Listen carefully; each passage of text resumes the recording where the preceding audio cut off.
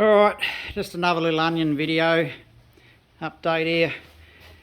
We never got the colour on today because it took us a wee bit longer than we'd hoped to do all the masking when we originally did the black, and then masking up the black again, and it's just got too cold this afternoon, so I've decided I do not want to risk having the same issue that I had with the black when I tried it yesterday afternoon.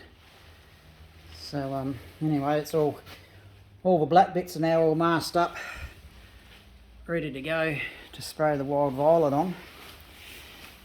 So it's all ready to go, but I've got to head off into the hospital tomorrow at SCOO for an appointment.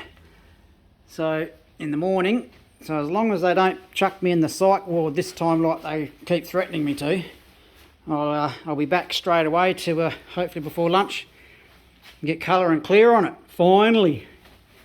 Yeah.